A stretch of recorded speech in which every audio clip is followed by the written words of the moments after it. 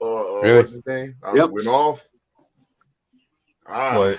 All right, we are live. What's up, everybody? I gotta let everybody people know in the group that we are live. yes sir, yes sir.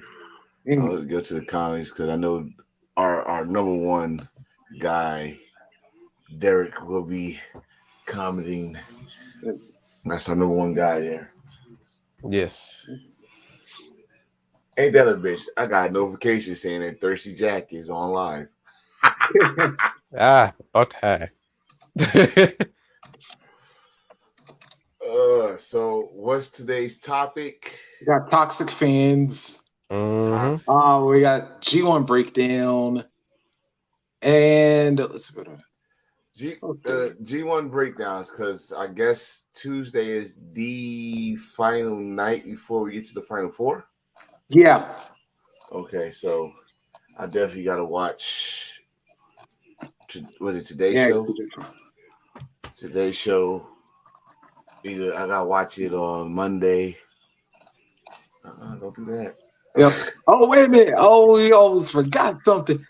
And ladies and Yes. gentlemen, get ready to see the greatest championship belt of all time before the show's over.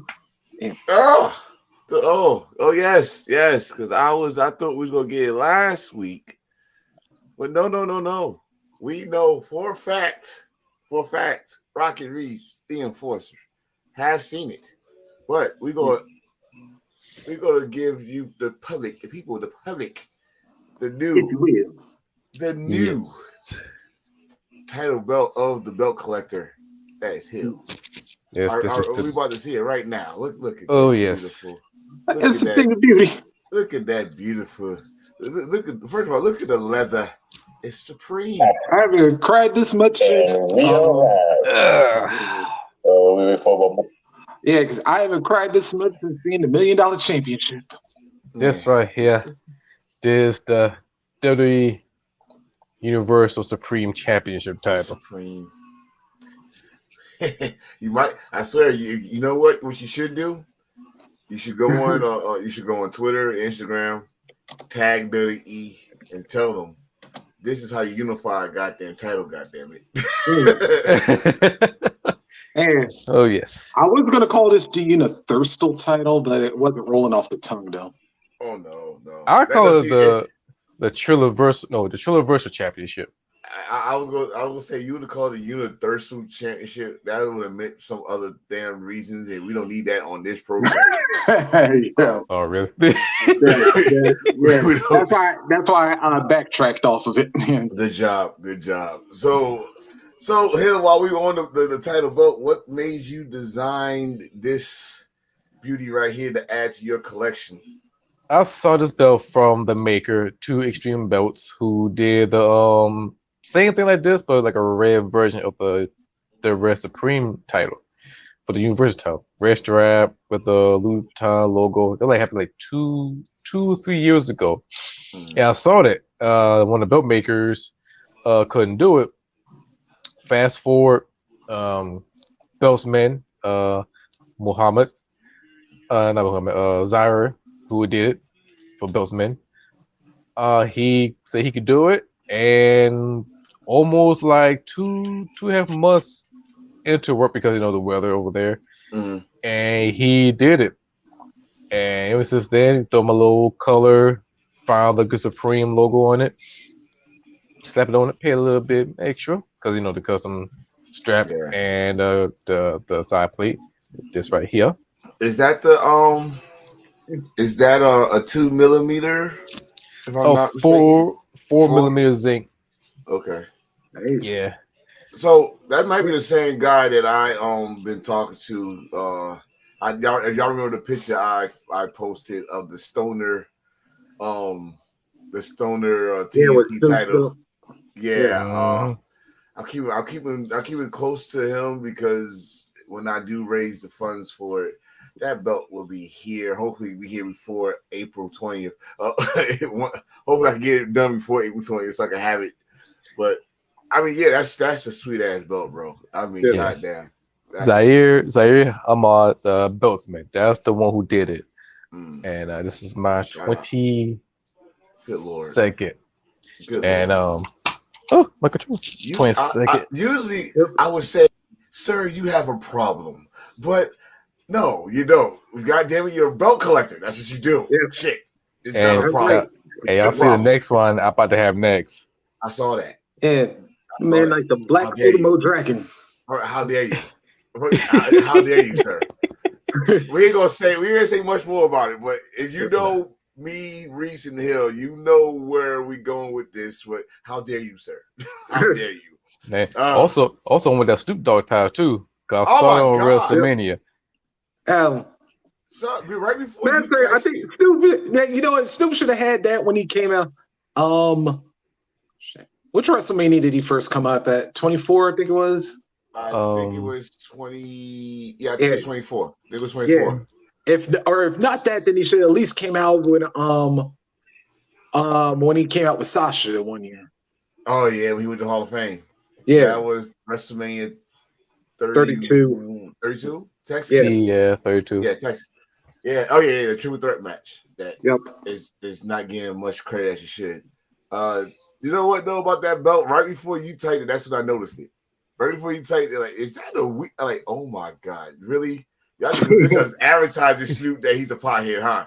Now that was a good thing to be a pothead. All right, cool. You got zooming in. Yeah, you had to zoom in on it, but you really didn't have to, because if you watched the YouTube party, whatever that shit was, that David did it. The camera actually went on when he picked it up, and I was like, "Is that?" And then you typed it like, "Oh, it gotta be," because if he typed it, I thought about it. Yeah, it is. But yeah, that's sweet. And you know what? Also, I gotta say this: if that don't prove that we are making a big issue out of nothing, this man was just on AEW not that long ago. Yes, Frog Splash. Oh, the ugliest frog. That was a dog splash. We will call it dog splash. And then he remember what happened when he went on AEW. They took his merchandise of the Undertaker, him Undertaker merchandise off, whatever. Mm-hmm. And then now we jump like what, a year later, he's got a WWE title belt, custom made title belt, because they about to be in Los Angeles next year and shit. The same place he did the halftime show in the Super Bowl. Yep. Yeah. I think now we might as well say, hey, calm down. I think it's still a competition. It's not a war. Yeah. It's not a war like days of years ago, but it's a competition now. Yep. So that's my opinion. Now Snoop Dogg, I never thought I'd say Snoop Dogg is bringing wrestling together. But if you think about it, though, he was just on AEW. Everybody lost their goddamn mind after he did, especially after he did the ugly frog splash. But and then they took they got mad. They took his merchandise off, but now he back with the damn WWE title, WWE title, and like, it might be more shit to come. We're getting one step closer, right? And got not just one step. Let me go above and beyond. Tony Khan said WWE is doing a good job. Yep. I see nothing wrong with that. Like, exactly. if he had a problem with it, Tony Khan was clap back, but Tony Khan had no problem with it. Oh, not the Snoop Dogg. I'm talking about, he said WWE programming has been good lately. Mm-hmm. Yep. So, which we all agree on that part. So I'm about to say this. We about to head into like we are the world territory almost right now when it comes to wrestling, because I'm like, you got WWE praising AEW, you got AEW praising WWE, and everybody praising New Japan, everybody praising Impact. We might have we might have a major Forbidden Door event. If we do that, then we're gonna say, I'm gonna sing the song. I'm gonna sing like I'm gonna have some dark ass shades on, like Ray Charles. Be like the Stevie Wonder kind of genre. Yes. No, fuck that. That's like Ray Charles with legs up in the air. I can't do Stevie, man. I mean, listen, I got those. Never mind. I ain't gonna talk about Stevie. Uncle Stevie. Let's go at the rest. Y'all will hold him to that if that ever does happen. But anyway, come on, man. I'll back out my shit. Let's see. Let's get into this one, y'all, because Final night of G1 coming up. Yeah, Monday late night, early Tuesday. And some blocks are a little easier than others to figure out. Okay. So let's break it down. Block A right now, Rainmaker has the lead 8 points. Lance Archer 6. And basically, here's how this comes down to. If Okada either wins or forces a draw, he wins the block. If Archer beats Okada, then Archer wins the block, even if Jonah winds up winning, because Archer has victories over both men. Oh. And That's basically Okada versus Archer, that determines the winner of Block A. Okay, so Jonah is pretty much eliminated. Yeah, because even if he beats Fale, and even if he beats Fale, if Archer wins it, then Archer is the tiebreaker. Okay, that makes sense. Look, but the thing about that is, we said this at the beginning of the tournament too. I said, even though they are putting Archer as an AEW guy, to me he's still a New Japan guy because he's still with Suzuki going. But I think this was a good trade for AEW. Just the fact that he got 6 points in that tournament is like, okay, they taking care of their wrestlers, making them at least look in the hunt of the Final Four. Yeah. So good strong run. Lance Archer do a strong run. Okada, he's up there. He's damn near close to the damn wild card. Almost about to get bounced out a little bit. Let's see. Yep. Who else? Who's the top one? Good. Yeah, Okada right now is at top of A. So, yeah.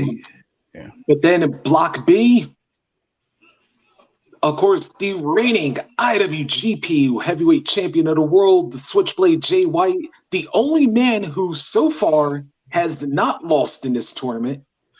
He's got a perfect 10, but his opponent can be the only spoiler for him. And this is a match that I know all three of us have been waiting for quite some time. Switchblade Tama Tonga. Whoever wins that match will win Block B. First, let's put this. Did we even see Tama Tonga in this position? Yes. Let's because as soon as I saw it was him and Jay in the final on the final night, I was like, "There's going to be your." Let's put it. Well, I'm gonna say this. Outside the three of us, I don't think a lot of people thought they'd see Tama Tonga in this position. I mean, yeah, he got the final night against Jay. That's just gonna be revenge prep. But I didn't think that if he beats Jay, he'd win the block and be in the Final Four. And have a future title shot in his pocket. And have a future title shot. So I knew my boy can make it through. Like, no bullshit, because we've been knowing that since he got kicked out. I'm like, okay, the road revenge is there. I didn't expect him to win the never openweight champion. All I see him as being the IWGP World Heavyweight Champion. But he won the never openweight championship from Evil. And then move forward. And then, of course, he lost to Carl Anderson. Then, as we entering the G1 climax, I'm thinking, oh, he got to win this. He got to win this all and face Jay White at Wrestle Kingdom. That is your long storytelling built from the rip. And Tama Tonga, he been doing a banging job. When he lost a match, I got a little bit worried. I was like, oh shit, I hope he do make it. But now he's a top Final Four, a top guy over there. This is it. If he beats Jay White and win the Block B and win the whole thing, this is gonna be one of the most important Wrestle Kingdom main event since Kenny Omega versus Okada. Because this is the Bullet Club shit. We gotta say this though. We might not even get Jay White as champion Wrestle Kingdom. Yeah, because remember, if Jay loses to anybody else, remember, they can still get him at Power Struggle. They can still get him at some of the other events coming up in between. That's what I'm saying. With this situation right now where we in, y'all remember, no one beat him. Yep. And if he goes in and get beat by Tama Tonga could do two things. He could get a title match before Wrestle Kingdom, or it could turn it to night 2, right? And night then 1 or whatever, right? And then say, "Hell, I still got this in my back pocket. I'm still the contract winner. I'm the G1 winner. If he went to G1, because just because he beat Jay White, don't automatically he wins, because you got to go to Final Four, blah blah. But that win is in his back pocket. He got the title shot because he's the only one that beat him. So he get that, and don't have to win the G1. He's the only one that beat the champion. So that's gonna be King of Pro Wrestling right there. Main event it's already done. It's gonna be King of Pro Wrestling main event if he beats Jay. I want to beat Jay. I kind of split in the middle because I am Bullet Club, but I'm a fucking Tama Tonga fan. I got his shit right there. You just can't see it. Shit right there. So he's looking at me, he's pointing at me like, you motherfucker better talk good. So I'm just saying, it's a good match. We've been talking about this shit since we announced the G1, since we announced the block. So yeah. This could be the one spoiler, but that's the easy part of this tournament. Now we get into where things get a little convoluted. Over into Block C. Yeah. Now, right now, Zack Sabre Jr., of course, has the lead with 8 points. Tetsuya Naito and Hiroki Goto both have 6. They're the 3 right now who are relevant because Tanahashi, Kenta, Evil, and Aaron Henare, they're all eliminated. Wait. Pause. Yep. Can you tell me how many points Henare got? Come on. Just 2. Come on. 2. How many points I said he got to get, and I might give him some respect? He said at least 6. He didn't even reach 4. Nope. Loser. This is Antonio's version of thirsty Jack to Code when Hill goes off on Cody. This is like rated G version though. But it's not that it's not. It's a difference because Hill it's a difference. You turned your. We ain't gonna go there. But with Henare, I watched you from Young Lion. You had promise. You got injured. You came back strong. They put you with Nagata. Then they put you with damn it. My man with the chain. Toji Makabe. Thank you. They put you with him for the tag league. You had it all going. You was talking your shit. You was going after Ishii. You was going after goddamn Goto when they had the Never title. You definitely went to buy that Fale, who the man that brought you to New Japan. So you talking all that shit, but guess what? Just like Eddie Kingston, who gives great promos, but when it comes to pay-per-views, your record is a losing record, and you didn't win no big ones. So the only victories you had was against Young Lions, and I was like, I'm getting tired of this shit. At the time when I said this shit, him and Yoshihashi was the same. Oh, I'm getting sick of these motherfuckers, bro. But then Yoshi said, fuck that. It's my time. He started improving. He got better. I start respecting him. Henare, just because you went to United Empire don't mean shit. You still fucking loser. Why? Because now the United Empire got themselves a Tokyo Pimp. Mm-hmm. The United Empire got themselves a Bushi. They got themselves a Goto, a guy that's going to take the pinfall on those 8-man tag matches. On those tag matches to keep Will Ospreay strong, to keep Jeff Cobb strong, to keep the Great Old Con call. That's all you there for. Mm-hmm. Even the junior guys are better than you. TJP and my man Francisco. Yep. They just surpassed you. Mm-hmm. And then you had an opportunity. And hell, you made me shut up for a week because you beat Ace the first night. You made me shut up. I was a little worried for me. Like, oh, he might surprise me. He might get a run. And after that, what happened?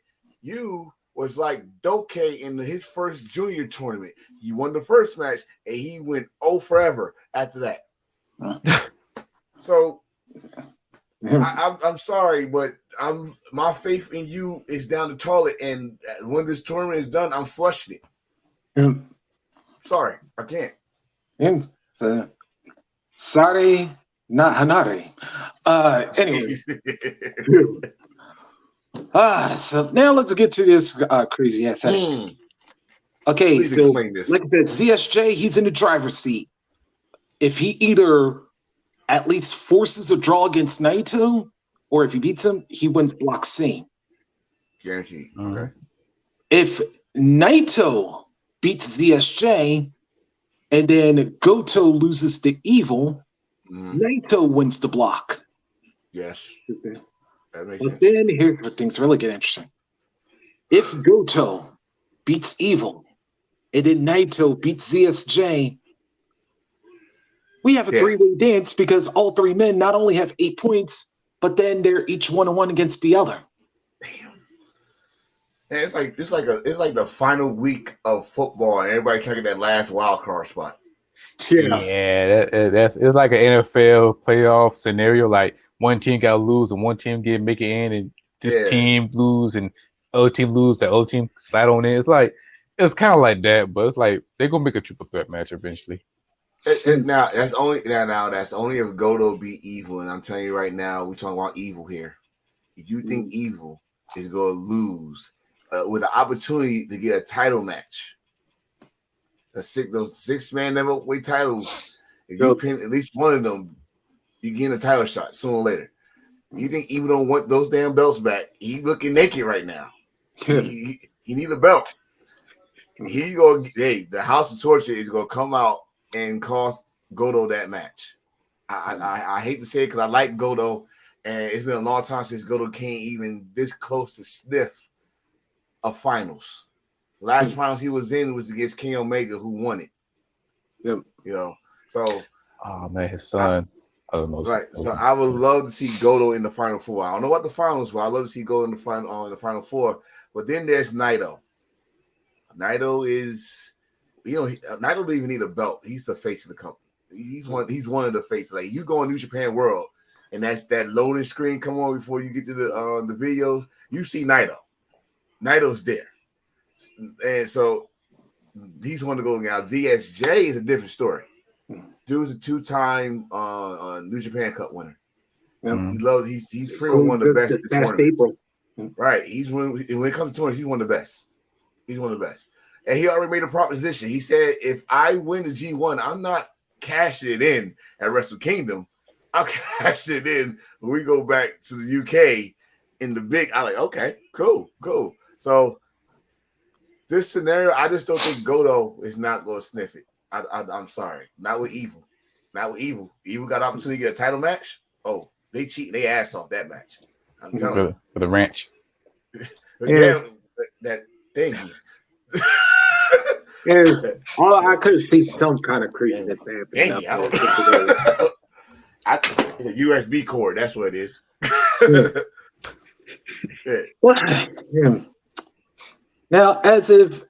Now, at least that had some form of control craziness. Yes, I got to hear this one. But Block D, however, let's set this one up for y'all right now. Because believe it or not, Juice Robinson and El Phantasmo are not eliminated, even though they only have 4 points. Because everybody else has 6 points. And strangely, nobody's eliminated, but here's the breakdown. I'll get to the easy part first. If Shingo beats ELP, he wins the block because he beat Ospreay heads up. So even if Ospreay beats Juice, what matters? I must clap at that match. Again, these motherfuckers got some chemistry I don't know about. They can't teach that in science class. I don't understand why. Greatest rivalry ever since Okada and Omega. I'm telling you, there's something about those two. But dang. For Will Ospreay, if he defeats Juice, and then if either Shingo loses to ELP or they go to a draw, Ospreay wins Block D. Okay. But now here's where the madness really comes in. If somehow ELP beats Shingo and Juice beats Ospreay, we will have a 7-way tie everybody will have 6 points. New Japan never done a fatal 5-way match. Honestly, I've been trying to look at this to figure out what the hell the tiebreaker would be. Guess what? There is none. No, I think everybody got to win over everybody. Yep, that's the point. I think everybody's 3-3. I'm trying to think. I think the only person that got like major victories that actually mattered is David Finlay. He beat Juice and Will Ospreay. Yeah. All right. I'll break it. Yeah, I'll break down the records before. Who the other person he beat? Finlay's done. Yeah. I'll just go through everybody real quick. All right. Finlay's wins were against Ospreay, Shingo, and Juice. Okay. And then of course he lost to everybody else. Tokyo Pimp, he beat Juice, Yoshihashi, and Finlay. Did we just answer our own question? Yeah. Wait, I'm looking at Hill. Hill is like smiling like from temple to temple. Literally, I'm watching that crazy. So I'm watching DDT Pro Wrestling. Road to Peter Pan. Remember that championship match, the DDT Extreme title match, the only way win, if your opponent, you gotta throw your opponent through the light bulb thing. Mm-hmm. This dumbass, the champion, run across the ring, steps on it by accident. Jonah did not touch him. He won the title without touching him. Damn. So he's your new DDT Extreme champion. Hey, good. Let's get something this weekend. You know what that shit remind me of? Remember the table match? Remember the Big Show and Cody? And Big Show stepped on the table and broke it? Yeah, that's how spaghetti. Yeah. Holy shit. So the way I'm seeing it, yep. Finlay, Ashley, he's done, right? No, like I said, nobody's eliminated. Like if that final scenario mine plays out, everybody's 3-3. But what I'm saying is Finlay is done. So all he's doing is looking. Yeah. And if Shingo lose, and who else is up? If Shingo loses, because basically this block would then go to Ospreay unless he loses. And like I said, if both of them lose, everybody's tied at 6 points and everybody's 3-3. I don't know. I don't know why I still see Finlay win the block. No, like I said, because everybody has wins over everybody else. So it's like, you may have wins over this person, but you also have losses against these people. It would only be a 3-3, and it's like, so who would cancel out? So right now, who got 6 points? Is Ospreay, Finlay?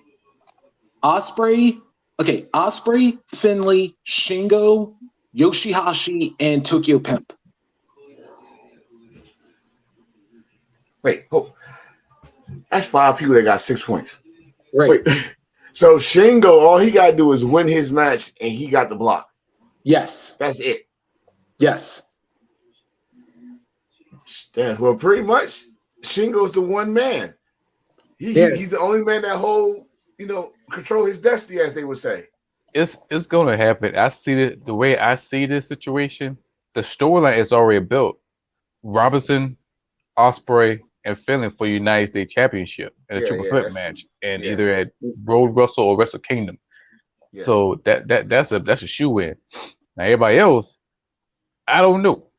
But if Shingo wins, then yes, he's your main guy because everybody else pencil in for the big show. So I can see Shingo win it. I was also thinking that ain't Ospreay gonna be on AEW in the trio tag team match. Yeah, it's against the new strong openweight tag champions. By the way, congratulations there, Kyle and Mark.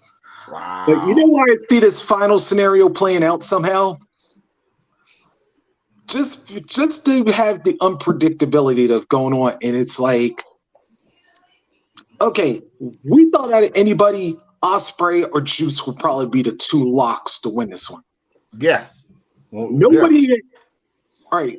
Nobody probably had Tokyo Pimp winning. Nobody had Yoshihashi. Nobody had ELP. Finley and Shingo may have been somewhere between 25 and 50% odds if things were to fall right for him. But it was I think Will Ospreay was the favorite, though. Yeah. He was the favorite of that block. Like, even though we say it was loaded, Will was the favorite of that block. Look what happens. You gotta, how they say, you gotta play the game. You gotta play the game and shit. So Will Ospreay, he got his title back. At least that's a win-win for him. Like, I won the tournament, I got my damn property back. So, but you know what though? That's why I know I'm gonna see this. That's why I now see this final scenario happening because, like I said, Drew still got that claim. It's like, oh yeah, you may be the champion, but you never beat me for the title. Mm-hmm. So right. That's why I see him winning. And then, like I said, with ELP playing and him beating Shingo to force a 7-way, then it's like, hell, now that leaves that whole block wide open right now. Wide open. They might as well do like a fucking battle royal or something. I think that's what's going to wind up happening because, like I said, there's literally nobody would have a tiebreaker if that final scenario happens. Like fuck a damn match. Just throw his ass over the Shingo's a KOPW champion, isn't he? Yeah. Yep. Oh, you know what? He could do that at a Fatal 5-way. The winner win the whole block. Or hell, even a Fatal 7-way if you want to play out too. Yeah, I would definitely just do a battle royal, throw over the top rope. Yeah. Just get over with. I'm not watching 7 people wrestle and try to get a pinfall. That is ridiculous. Yeah. I mean, I'd rather see a 7-way with a ladder match or something, but not a pinfall. That is the most ridiculous. That's too much. Yeah, you got to do that. Yeah, or even can he defend it? Wait, can they force him to put the KOP up in the battle royal? It's possible. If old boy Yori Tano is there. Oh God, it's like the 24/7 belt all over again. Better.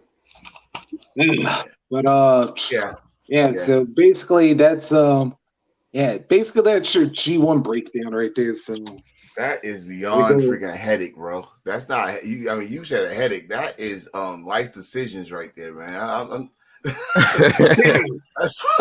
Yeah, like I said, when I saw the block, I was like, I know somewhere there's going to be like something crazy happen. And then when I saw like what can happen, I'm like, oh, there's literally going to be like, Block D could literally wind up having nobody eliminated, and then everybody's going to just be in a free for all to win the block. Oh my God, it's much better than Tony Khan explaining his rankings before Forbidden Door, and this is way much better than the college football system bowl before the playoff. Yeah, that's true.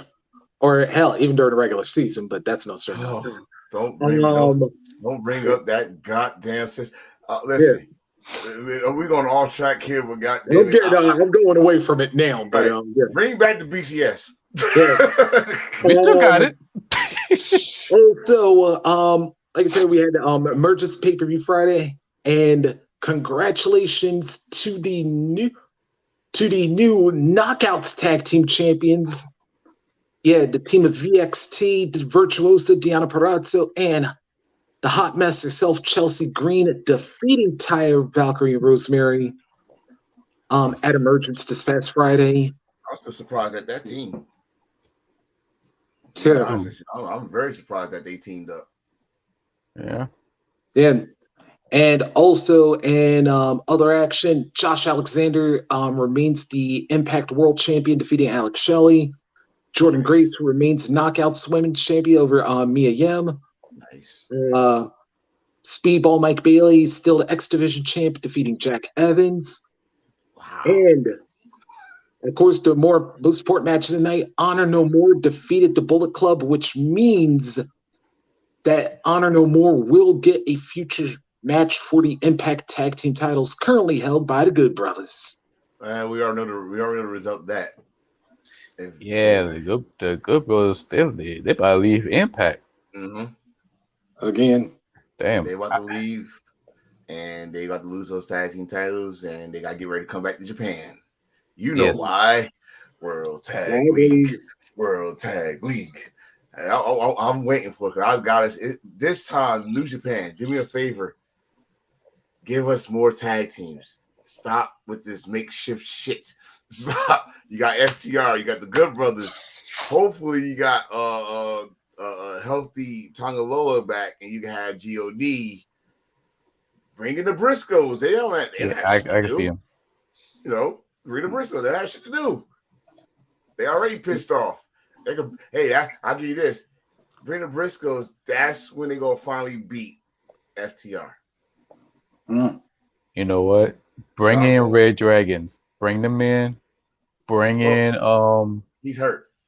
God damn. Kyle Silver. Yeah. Andrew ass no. They go too hard.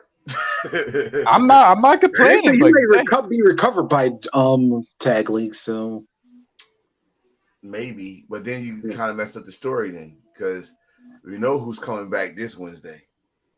Kenny Omega. Yep. You don't want those two teams. You don't want that team to go when they're about to cook up a good storyline that's already there for them. It's the storyline's on a fucking platter.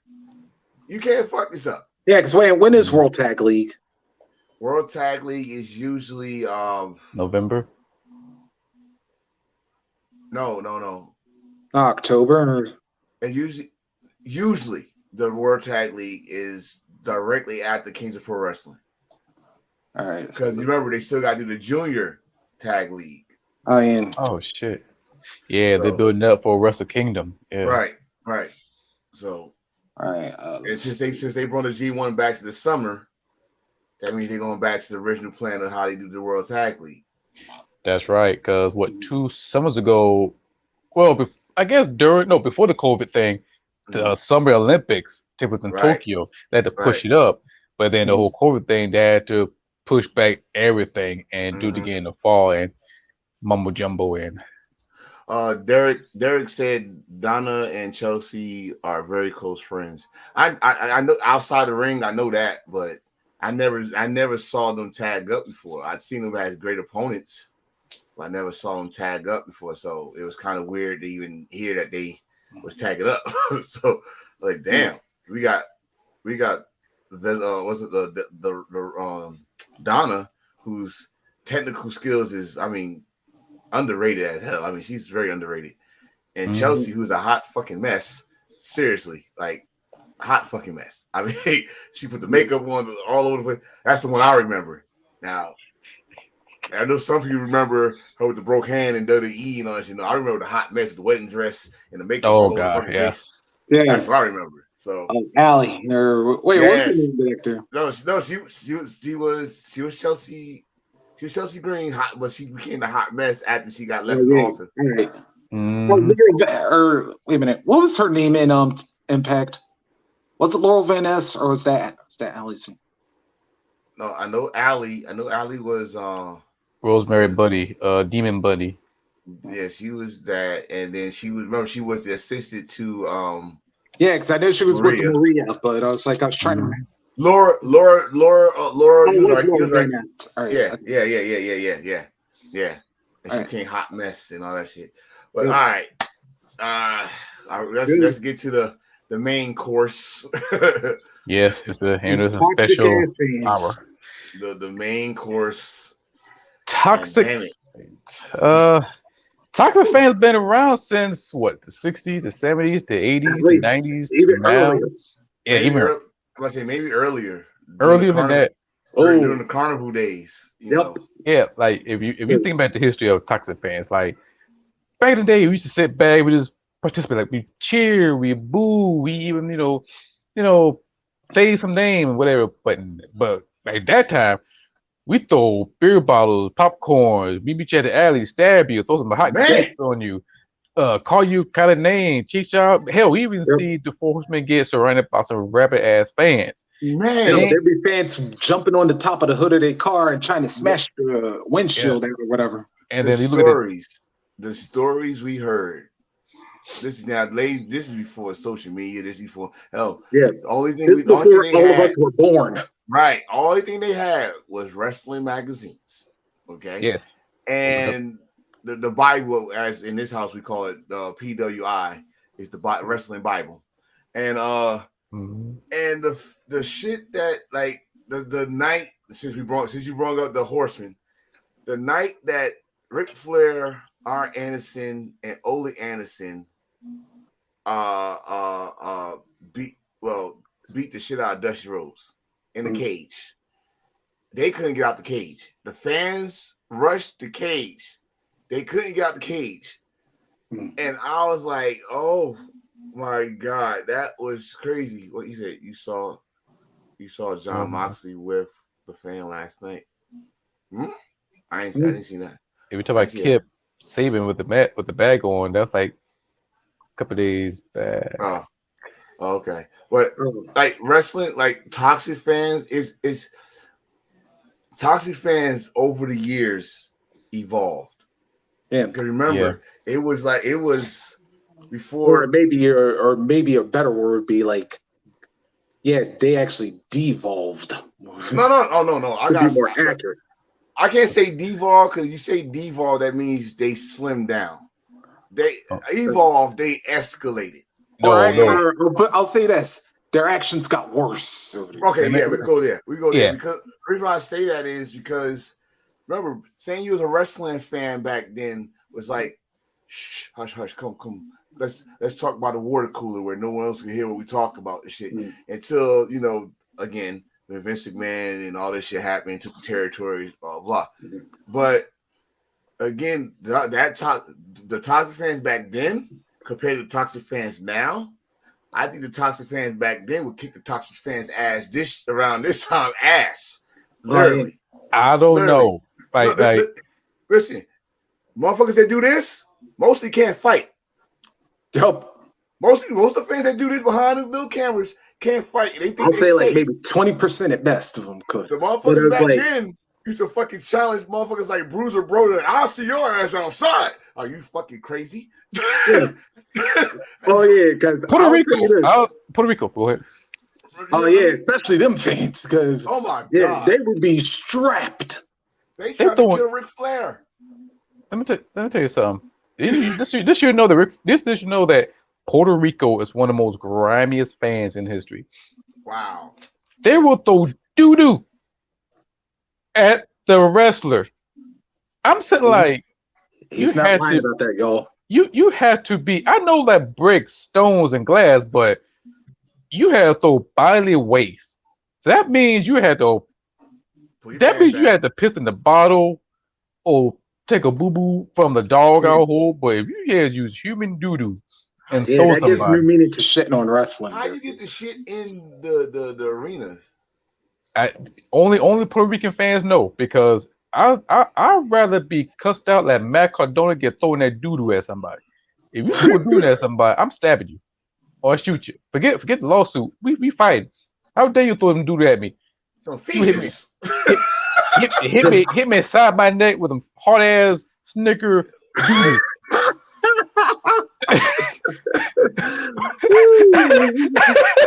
the fact of the matter, you ain't hungry, so why you throwing damn Snickerdoodles at me? Yeah, by the way, I hope nobody watching the show right now is eating a Snickers bar while listening to this. Listen, we not AEW and this ain't no damn split screen, and we talking about damn doo-doo and shit, and then a fucking Snicker come out of nowhere. We're sorry, all right? Yeah. Put it away for 5. But I'm with some shit back in the day, because I remember back in the day with Fred Blassie was at his best. Fans would literally be stabbing him on the way to the ring, not after the match, to the ring. Right. All he did was call y'all pencil neck geeks. That's all the man said. He's like, call you a pencil neck geek. Who the hell you calling a pencil neck geek? Hey, what the fuck? I mean, if you was a bad guy, it was not even that. It was not like, see, like today. It don't matter if you're a bad guy, good guy. I'm sorry, a baby face or a heel. If they don't like you, they don't like you. Point blank. Back then, again, this is when no one know the fucking business. This is no one didn't know the rest of the industry. Motherfucker that was saying the most meanest shit and said, "Hey, your town's a piece of shit. I don't got." they took that shit personal, and they wait for you like, I love my time. Let me say, Biloxi, Mississippi. How dare you?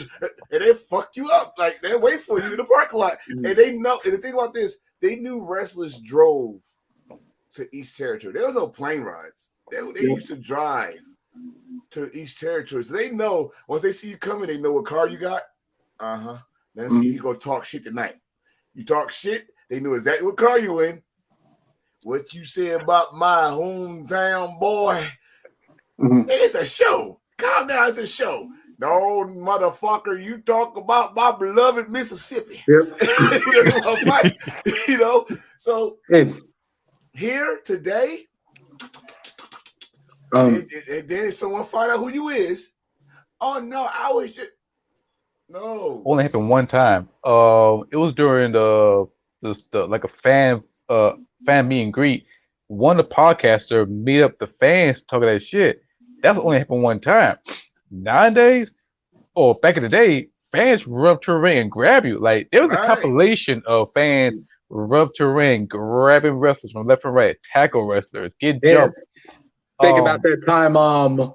Somebody ran in the ring. I think one of the most famous. Hell, this happened in the '90s. Remember the fan that tried to jump Austin, but then Triple H. I think he was still in Hunter Hearst Helmsley mode.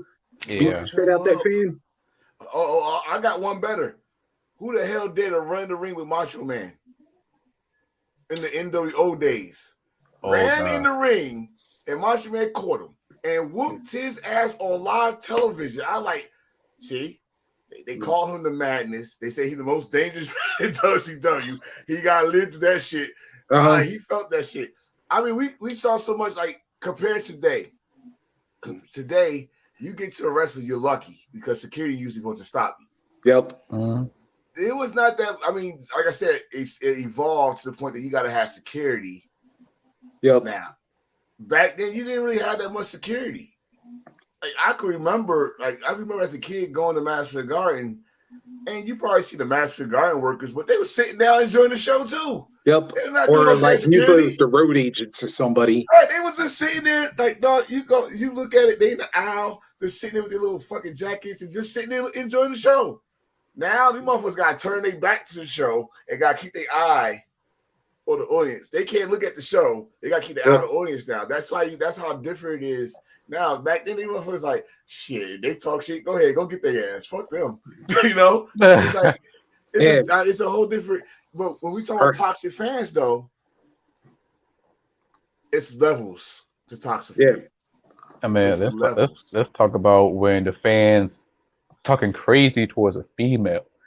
Like way back, someone stalking Sonya Deville, Alexa Bliss, who she was married. Of course, the most infamous one, the Japanese wrestler who commits suicide for being bullied. Bully online. Who she was not wrestling. She was on this reality TV show.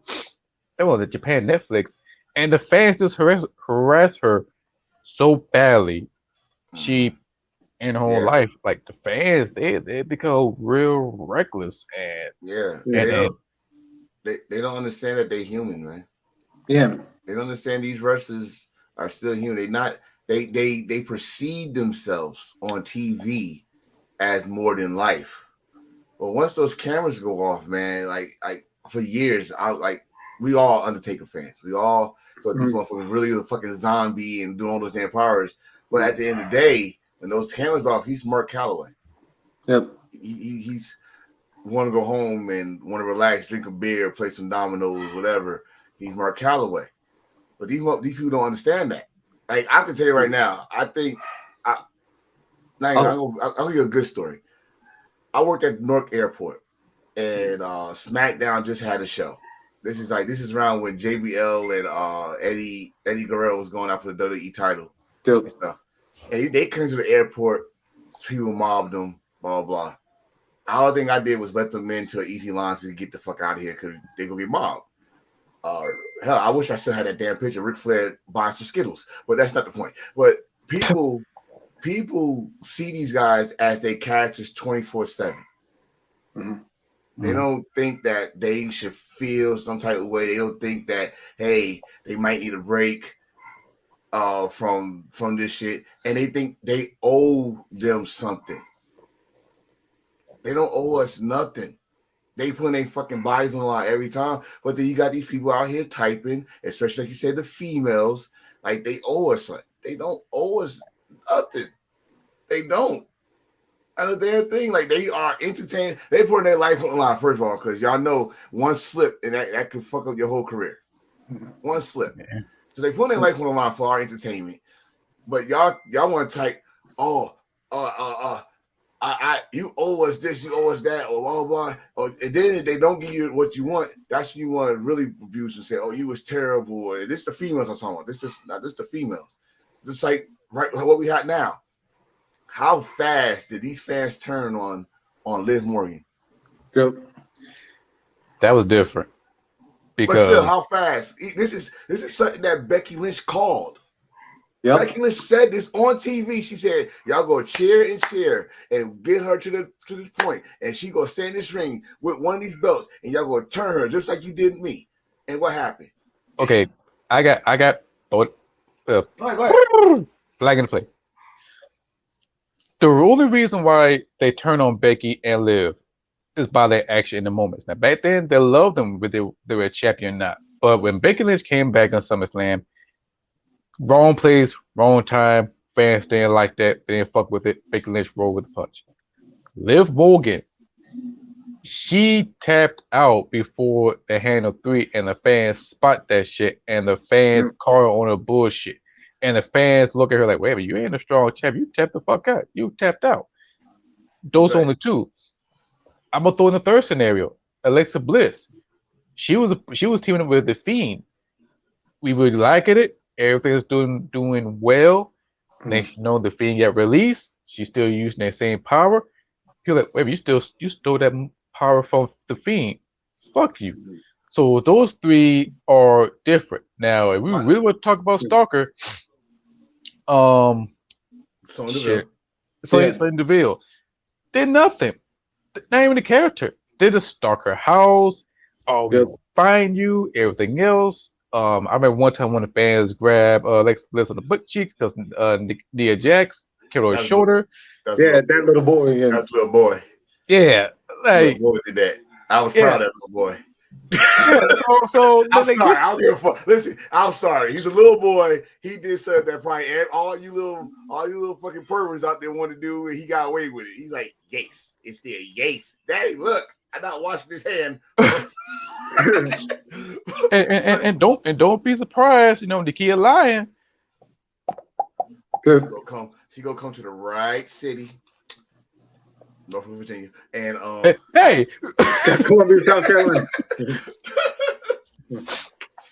I'm kidding, though. But the thing is, let's take this one deeper. Oh, wait, before we do, the thing is, I'm gonna go with his. The thing is with that, when it came to what I was saying is how toxic the fans is. Not creepy. Now that's creepy. How they just stalk these women and stuff, even when they with their husbands, that's beyond toxic. That's creepy as shit. Mm-hmm. How you find these people home and then you stalk them and shit. Well, I mean, what toxic is, the one of the main ingredients of toxic fans is impatience. Because they finally give you something that you want, and then now like I don't know who said it, but all right, he's champion. Now what? That's just like, I don't know. I'm gonna give you this one. I just watched the cartoon. I swear to God, it's the first time I saw this cartoon. The coyote finally got the Roadrunner. And he holds up the side. Oh, y'all wanted me to catch him all these years. Now I got it. Now what do I do? That's like a fucking wrestler that you've been fucking pushing for. And they finally got that moment. They finally got the title. Then the fans like, okay, now what? That and when it comes to Liv Morgan, I watched that shit so many times. I'm starting to think she made the biggest boo-boo. The reason why I said that, because when you see matches like that, they usually time it where when the referee gets to 3, it's at the same time. I'm just going about what I'm thinking here. I think she did it a little early. She definitely did. Which caused a fuck up, as you can see. But you also see how fast the fans said, which she deserved it. I'm not gonna say she don't deserve it, but come on now, y'all was just rooting for her ass, and y'all was booing Ronda. If you looked at SmackDown, was they cheering Ronda when she came out and put that money on that table? Shit, biggest pop, bigger than Hit Row. I was like, holy shit! They was just so now it seems like they're going to try to change the roles, or it's some seeds there, right? So it's some seeds because her Shayna Baszler. I don't know what's going on. I think some seeds just got planted. I just got tag team shit grow. They doing the testing through a dark show.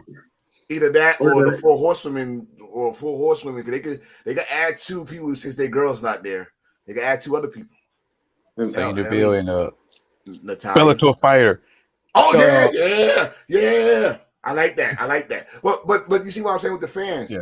Now, the fans, like how you saying it, yeah, toxic. But this is why I say why it's a different level. Yeah, that's some creepy shit. That's some creepy shit. But then again, let's go to a different level, and let's go to territory. Which, ironically enough, this would be a real good one since Vice got that show coming up in October. But yeah, let's go to like how toxic fans are when it comes to like which companies you are, because even going back to like the 70s, just or 80s. What was always one of the biggest issues? NWA versus WWF. Not even that. You saying the 70s? I was saying who's the one of the big issues was when the NWA World Champion go come to my territory. Yep. Yeah. Who my guy should be the NWA champion. My guy this and my guy that. That's one, and that's why what you about to say. That's why Vince McMahon Sr. departed from the NWA. Yeah, and he made his champions, which was the original Nature Boy, Buddy Rogers. And so that. But now you want to compare that? It's a whole different story because now you're talking about territories. Yeah, you're talking about homegrown territories. We talking about right now. There's no territory. There's indies. Yeah, but I was like, even if you go to like, but I was more going like, if you were a WWF fan, then you were pretty much clowning anybody who was like an NWA fan. And then when Crockett became WCW, that was like, if you were a WCW fan, you always hated the WWF. And then if you was a Memphis fan, you either like one of them territories and stuff like that. Yeah. Watch this. Black Saturday. Oh God, Vince McMahon on TBS. That's all I gotta say. Black Saturday. Why the fuck is that damn New Yorker hick doing on my television? That's you remember this. That's the ultimate like one right there. That was the ultimate. Like that goddamn New Yorkers on my TV. Where's my Georgia wrestling? They hated and then the product they gave that was not Georgia wrestling. And not only that, that wasn't even what Turner wanted from the World Wrestling Federation. They wanted exclusive matches, right? Like in the studio right there, not like a bunch of pre-recorded matches from like all over their house shows and whatnot. Right. So it was like a civil war back then. Now, if you want to compare it back then to now, it's not even a civil war. It's just straight up hatred. Mm-hmm. If all three of us are going to let's just say we're going to an AEW show, but we wearing a WWE t-shirt that the guy that's in AEW now, since he didn't get his merch yet, or we didn't get the merch yet, we're gonna get it when we get to the show. But we still got his old WWE shirt. Mm-hmm. The first, so they first you gonna get the looks. Then you gonna have that one brave person. Take that fucking WWE shirt off. Who the fuck All right, be that girl from Lean on Me in the bathroom scene. Oh God! Shut up! Shh, what the fuck are you doing? And we got a hill with a movie prop. Yes, definitely. So it's like it's gonna be like, or choose a scene from life. Just like oh God, Lord. But just like back then during the attitude era. Yep. Oh yes, and I'm going to name because I had to go through it. I had an NWO shirt on Raw. They went fucking crazy. They was like, "Yo, you on the wrong show." I was like, "No, not NWO. It's actually supposed to be WWF. When you think about it." I caught their ass off guard with that one, so I could just move along. I was by myself. I had nobody with me. I had to get out. I had to get out of there. I was like, if you think about it, the storyline was that the WWE was coming to take over WCW. So we are NWO. I crabbed I had them think like, he may be right. I got my seat like, oh, all right. In New York by myself, that is not good. Nope. Not good. So I mean, back down, and the same thing, having a DX shirt on the WCW or Stone Cold. I'm sorry, how about that? Stone Cold Austin 316 shirt on a Nitro show. You get your ass whipped. So that's, I mean, think now think about today. Before everything got all lovey-dovey, if you was trying to wear an AEW shirt at WWE show, they'd take that shit off. Like, here, get that shit out of here. I went to a SmackDown show with a cease and desist t-shirt on. I dared them to try to take my cease and desist. It just came out probably a month before that show, and I ordered it as soon as it came out. I wore it. I was like, when did the first WWE show come down here? She said the Halloween special. Like, oh, I am wearing it. I wore it. I thought somebody was gonna say something. Nope. Everybody's just too sweet me and all that shit. But you see where I'm going with this. Like, I see fans that's real passionate, as Hill would call them. Some of them was weeboos. Yeah. You got your weeboos here. You got your shit. Hold on. Yeah. Do we also make up a name for AEW, like kind of Ride or Die? Yeah. You say rot? No, Ride or Die. Bullshit. They not Ride or Die. Those motherfuckers. I'm gonna call. You know what I'm gonna call them? I just gonna call them what they are. They are fucking soldiers. That's all it is. They are part of the AEW army. And if you say one thing wrong, they're coming after you. What you say, March? What you say? Well, you know, I mean, it's like you can't have an opinion on someone getting mad about. I mean, listen, I think we had a joke one time. We did it on one of our videos, and we said that. I know I said it. I think we laughed hard about it. I called Tony Khan. I was like, be careful, so he won't be cocaine and cowboy boots, because his eyes look like he was to sniff the cocaine and he's just go crazy. And motherfuckers just went crazy. Like they know Tony Khan. Like they just had the cocaine with him. How dare you? We get that great Colombian car. Like, no, hey, calm down, bro. Calm down. I'm making jokes here. We making jokes. How about this? I talk about Vince McMahon too. Vince McMahon, like he's supposed some cocaine too. I'm just saying. Some of the ideas he come out with, that's cocaine-ish. So we praise the man before. Back then we praise him, but now we hate him. But all right, you go there.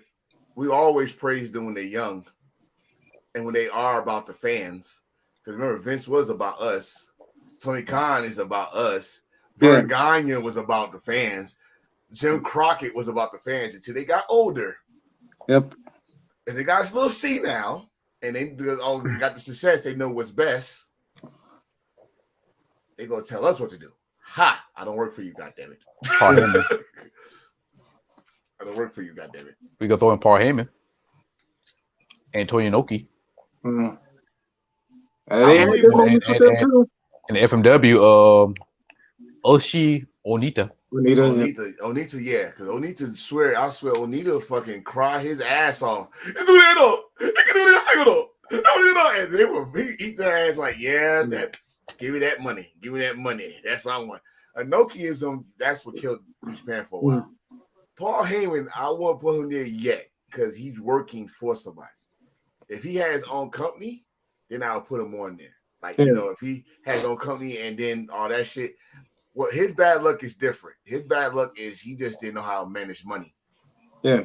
And that's wrong. And I'm about to say something so fucking obscene. I know somebody gonna get pissed off, but I don't give a fuck. That's kind of wrong that a Jewish man don't know how to fucking take care of money. That's wrong. I don't care how y'all feel. They are between the Jewish people and I'm really on some new shit today. Oh, all right, Professor X. Better come up with some Bible references here. I'm trying to hold it between the Jewish and I might say Japanese, Chinese, the Asian percent are good with math.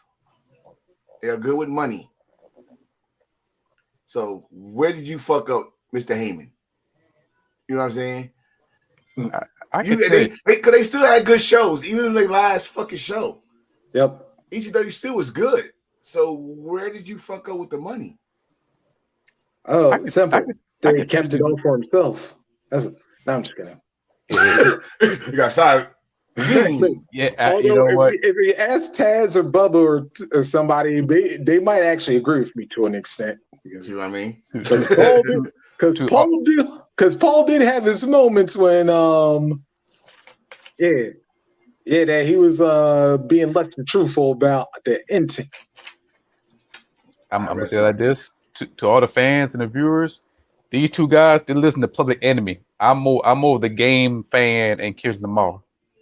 Hey, what about? I don't got no clock. You lucky. 911 is a joke of your time.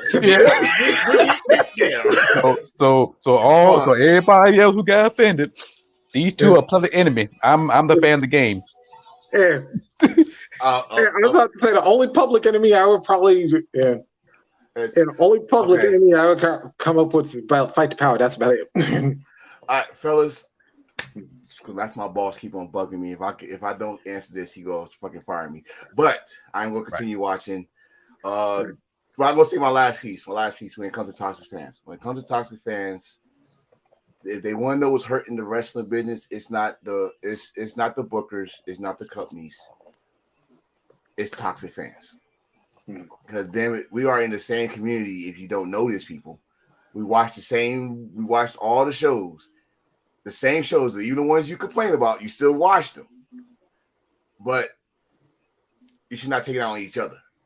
You should not disrespect race, colors, sexual, gender, all this stuff.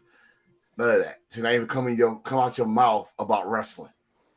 If I see a white guy or an Asian person in the wrestling arena, guess what we are? We are family today. We are family in the arena of wrestling. We about to have a good show together. I mean, my wife is right there. We could go to a section and we talk to everybody in our section.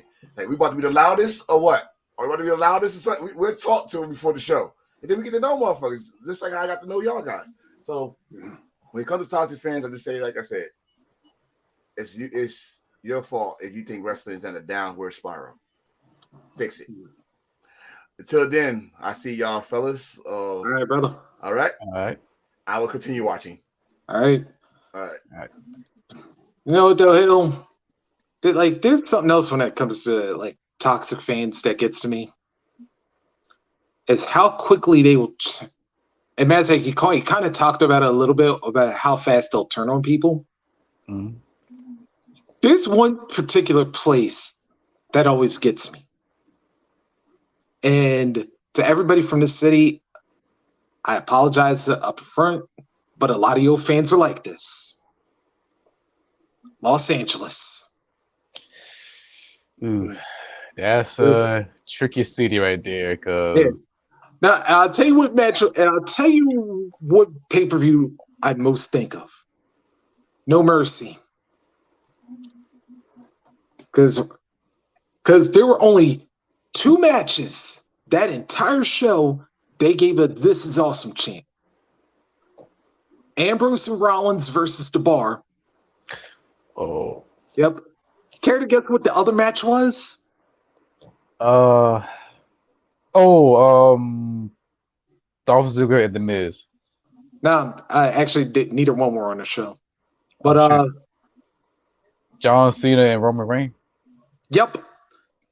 Now, mind you, at the top of this show, or at the top of the match, they were both chanting, "You both suck," and about as loud as can be.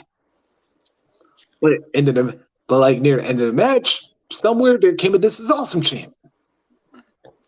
And this is why I always call it LA fans, because this reminds me of the 1 year to like switch sports for a moment.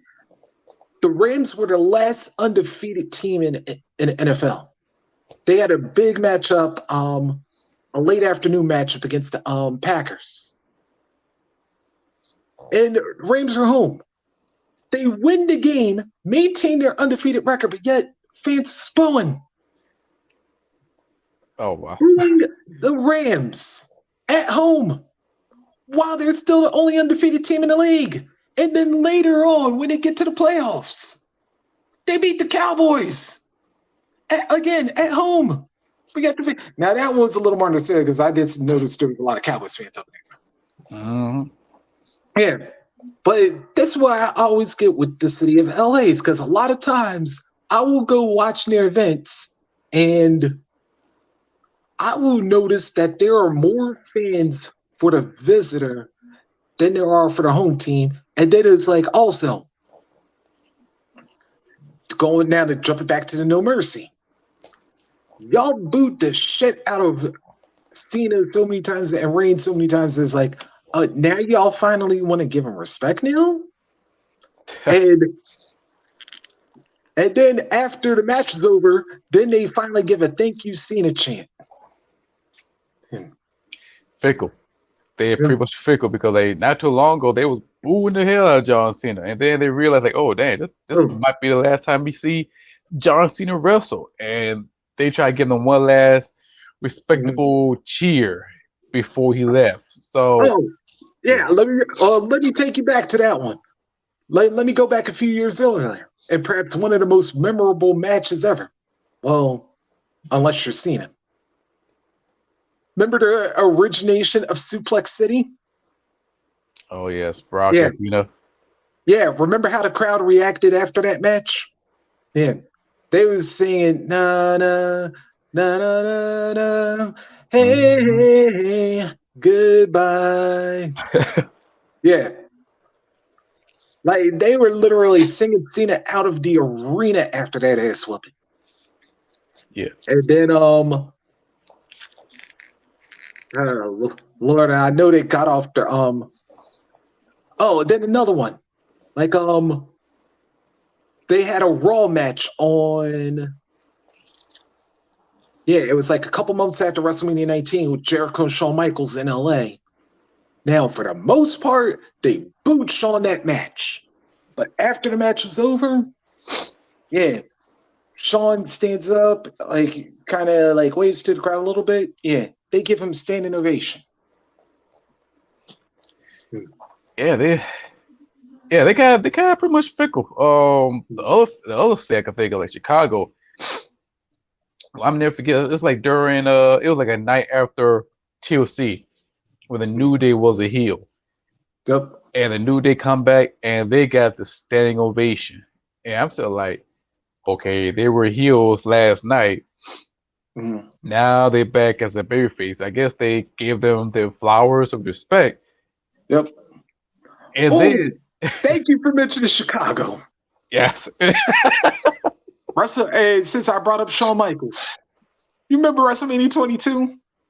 The first half of that match, they booed the shit out of HBK. Oh my god! But as soon as he did that DX chop, then all of a sudden they started cheering. Yes, because they haven't seen that DX chop for a long, long time, and they knew the DX reunion is about to come soon because Triple H, he did a DX chop, and they were booing John Cena out of the building during that time, and they were cheering for Triple H. Yep. So the fans are really, really choosy who they want to cheer, who they want to boo, and it's everywhere. Like I won't say New Japan, but New Japan they pretty much neutral. Yeah. Until they're voting for Wrestle Kingdom, which time they want to see, Mm. and they choose the Intercontinental Championship over the Heavyweight Championship, Mm. and that really pissed off Tatsuya Naito bad when it happened. And yeah. But then then there was something else I wanted to go back on because when I think of toxic fans and you talk about not separating person from character, you know who I've originally thought of? And this was way before I thought of Triple H and Stephanie. Well, more so Stephanie than Triple H. Because remember, like shortly after he turned heel, they started the slut chants and whatnot. Oh my God, yes. Now, here's the funny part about this one. Jordan had Vince stoop so low that he arranged for Stephanie to be kidnapped earlier in the year. Mm. And then all of a sudden, the moment he turns in, you think Stephanie wasn't going to get revenge on him? And granted, I know pairing her off with Triple H was kind of, it was kind of a risky move, but it was like, in a way, it kind of made sense because you pretty much drove her to fall for your biggest enemy. Although I would say this, if somehow they would have had a thing with Stephanie and Austin, I was like, yeah, that would have really been nuts. But that would be weird. Yeah. But I was like, at least with Stephanie and Triple H, it made a little more sense. Then, of course, then things really didn't help when all the stuff with China was going on. Yeah, that would come to a light round. I think. Let's see. Yeah, fall that year. Yeah, because we know Triple H and China be going out through the show True Life on MTV. I'm a Pro Wrestler Part 1, I think. Yeah. MTV. And they're a couple. That's awesome. And then we turn around the China, we see Triple H and Stephanie. I'm like, okay, what's going on up in here? And then after that, we just moved on from there, and then the story unfold, and we start hating on Stephanie, and I know the fans was like going ape shit on Stephanie more than anybody else. You know what that whole thing reminded me of? And if I could pull like one of the most infamous Hollywood love triangles ever. Remember when Brad Pitt was dating Jennifer Aniston, but then when Mr. and Mrs. Smith, all right, granted, actually, I think this happened way after the Triple H Stephanie thing, but this is like the best analogy I could come up with. Remember when Brad Pitt was doing a Mr. and Mrs. Smith with Angelina Jolie, and then while they were filming the movie, then they kind of started hooking up? Yep. There you go. This is pretty much what happened with Triple H and Stephanie, and how China kind of got left out in the cold on that one. Yeah, unfortunately. But the big payoff, Triple H running WWE. That's the biggest payoff, man. Like, if you want to make it to the top of the food chain, just go out with the boss's daughter. Yeah, but then, man, there's just like way too, like I said, there are like way too many examples of how fans can be toxic in wrestling, and it's just like, I remember I did a letter one time. It was called "Why We Should No Longer Call Ourselves the IWC," and the reason I did this was like, we call ourselves, and I've focused on the word community specifically. And it's like, we're the only group of people that take the unity out of the word community. Because there are so many people that call themselves wrestling fans but are so divisive about so much stuff. It's like, oh, if you only watch this company, then they're going to get some people to hate you. If you're a fan of every other company, but you don't watch this one, they'll hate you if you like a certain wrestler who's a babyface. Or, excuse me, they'll hate you if you like a certain wrestler that's a babyface. They'll hate you if you insert a Sultan heel that person likes. It's just like, hey, we call ourselves a community, but yet we act anything except a community. Yeah, it's the only form of entertainment that we just like hate on each other. Like I don't see that kind of hate in sports unless it's during the NCAA March Madness or even the NFL season. Like yeah, we might talk our trash, talk our shit about it, but once the season over, we just got simmer down and keep it moving. If we look at like gamer like Call of Duty, yes, you may get a little bit split down between certain Call of Duty, but other than that, they're more connected. They're more community, more unity, more than ever. Let's come down like MMA. If you're a big fan of Bellator, I'm a big fan of UFC. Mm. We both got in common. We both love the sports of MMA, no matter what. But let's come down to pro wrestling. Toxic. Like you be a big fan of WWE. I'm a big fan of DDT Pro Wrestling. Soon they be like, what's that? And then start kicking and laughing and be like, yo, check this out, there's a match as such, or vice versa. It's just like the mentality of you should like this and that and third for point blank period. Nothing else. If it's not the pinnacle of pro wrestling, then people will look at you really funny different. And that's the one thing that will look down on us as a wrestling fan, like mocking us and everything else because they look at us like, okay, look at this idiots argue over wrestling, compared to uh football in Mexico, when the two fans who don't like each other, they do more than talking. They will actually whoop your ass, or even worse, kill you, because we see it. When we say football, are we talking soccer or talking NFL?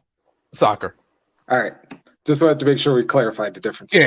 Yeah, soccer. Like soccer in Mexico, yeah, they will hurt you badly if you represent another team because this ain't nothing new. Same thing in Europe. That's true. That's true with most of the world, especially like Lord, I just stopped because with World Cup coming up November.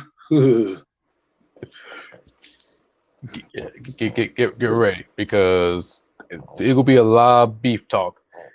But in the world of wrestling, toxic fans, they say some grimy shit through social media because social media is so much easier now, and plus you don't have to go to a meet group, you don't have to go to a wrestling event to talk shit about wrestlers. You just go to their Twitter account or Facebook or Instagram and anything else, and just be disrespectful to the point where the wrestlers become human.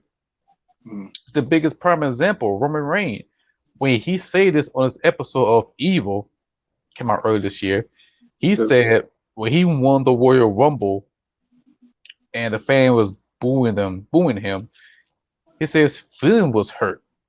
And I'm like, wow. Because I would never thought the guy like him gets feeling hurt because the fans booing him.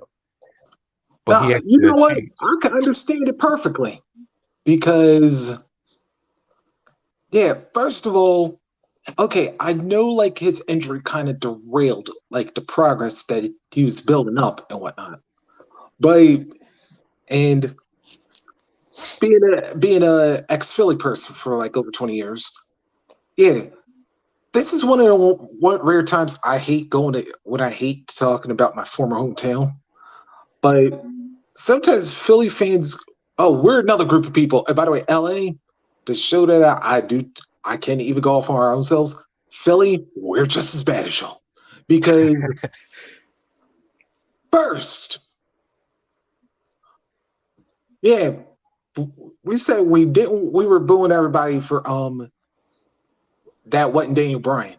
Let's review something. Hill, what type of injury did Daniel Bryan just get off of around 2015, or missed the rest of 2014 and had to forfeit the WWE Championship for? Concussion and a neck injury. Right. Now, going into 2015, who was the WWE champion at the time? See what y'all think. I think it was not Randy Orton. Mm. Roman Reigns. There was a certain conqueror. Oh, Brock Lesnar. Yeah. Now, let's see. You have Brock Lesnar, who has a history of being reckless with the suplexes. It has a history of injuring people's necks. And you want Daniel Bryan to win the Royal Rumble and face him at WrestleMania. Not even a year after he just had to forfeit the title because of a neck injury. That's bad enough. Let me make this worse. Do you know how desperate y'all were that you did not want Roman to win this damn Rumble? You almost cheered the man that eliminated Daniel Bryan from that Royal Rumble, who was Bray Wyatt. Yeah, another one. Everybody love the cheer because everybody want to see Bray Wyatt because, well, he was good, he was interesting, and we could see him as the next champion. But WWE at the time was shoving Roman Reigns down the throat because the company, I should say, the machine, wants him to become the face of WWE. Yeah, and this is almost a little bit of irony considering Roman Reigns is actually the ones they cheered for the year before. Because let's go to that Royal Rumble in Pittsburgh. I normally ride with y'all on a few occasions. But here's another example of fans not paying attention and then getting upset for the wrong reasons. First of all, 2014 Royal Rumble, did they ever promote Daniel Bryan actually being in said Royal Rumble? No. Right. And now I know sometimes they pull like last minute moments and they bring somebody in. But yeah, Daniel wasn't going to be in that Rumble, y'all. Second thing, when Rey Mysterio came out as number 30 and you booed the shit out of that decision. Do y'all remember that prior to the Rumble match when they were given superstar promos, Rey was one of the people that were in those promo vignettes. So I was about to say, when you got down to 29 and realized, wait a minute, Rey did a video and he's going to be number 30.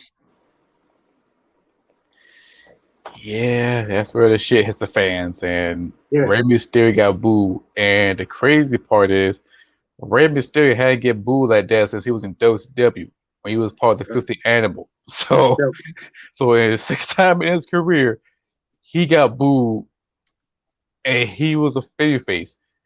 Now, the only time it was acceptable for Rey Mysterio to get booed was WrestleMania 22 in a triple threat match against Orton and Kurt Angle. That's the only time. But this time, even that wasn't even acceptable. Yeah, because here's why, and I'm glad you brought that up. See, here's where everybody got to pay attention to. Yeah, because unfortunately, because with Eddie passing away, that kind of messed up the damn storyline. But they're about to have another full circle moment. Because remember, Eddie was supposed to beat Batista for the World's Championship. So Randy and Kurt weren't even supposed to. If the storyline would have played out, Randy and Kurt wouldn't have even been and competing against competing for the title at WrestleMania. It was going to go back to Eddie versus Ray. Because remember, where did their problems start originally? WrestleMania 21. WrestleMania 21. And it was like, Eddie's now the champ. Ray wins the Rumble. Guess what? Now you got a full circle moment coming around. Hey, guess what? Eddie taking a second L to Ray at a Mania. Yeah, and that will be the second time in his career Rey Mysterio took the title. Rey Mysterio would have taken the title from Eddie. Yep. WCW Cruiserweight title and Halloween Havoc. WrestleMania supposed to be happening. World Heavyweight Championship, and I think the fans will be happy. Plus, this will be Eddie Guerrero first time losing the world title at Mania because he defended WrestleMania 20. Yep. And then having him lose Kurt for the WWE champion or retain the WWE championship, I should say. Yeah. But and then there's just like and then but here's where the level of toxic fan that gets me the worst. The fan that wants to, and you kind of talked about this with Liv Morgan a little bit, but let's get to some wrestlers who don't get to hit that big moment. Because one thing that always kills me is when fans want to talk about, oh, this person's getting pushed, but that person ain't, or whatever. But I was like, yeah. Part of the reason why is because y'all are silent for the people that you want to get pushed. Or if the moment they get put in a bad storyline, or if they lose a match or somewhere, next thing y'all know, crickets for that person. Yeah, that's always the case. I try to think of so many scenarios when it happened. Like I remember Cesaro, Rusev, John Morrison, Evan Bourne, but that one was 50-50 with Evan Bourne. Yeah. Who else? I can't even say Dolph because he actually did get the title. They started with the cash in. Let's see. Oh. Yeah, there's probably a whole list of other people we could think of, but it was like, yeah, but see, and then here's the point, and let's go to the people who are constantly there.